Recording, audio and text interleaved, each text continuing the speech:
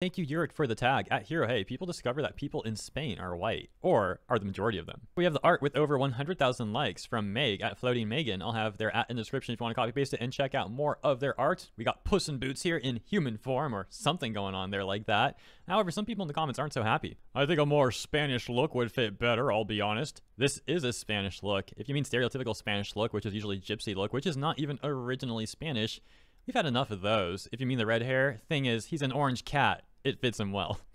He's an orange cat. I love reading that part. So that response gets 615 likes in comparison to the 8 above it, and then the other person responds and says, no, I meant darker skin, sort of like his voice actor Antonio Banderas. Side note, that dude's pretty awesome. I love his movie Desperado. I've literally seen it like 500 plus times. It's kind of a long story why. Well, it's not that long, but let's read this first. Maybe I'll tell it at the end.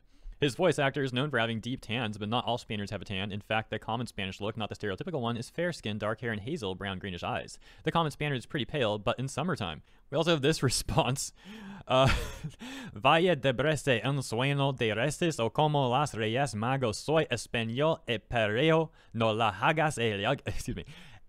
El juego en los gringos de merda justificando cosas tan simple y corto como un shut up gringo. Alright, here's some more comments for you to check out, and for those curious, I'll tell you my brief story. So, when I was very, very young, literal child status, there was a period of time where my mom, we didn't have cable, we didn't have internet, and my mom knew that the local library lets you take out movies for free to rent, and you just like hang on to them for a week or two, I forget what it was, something like that.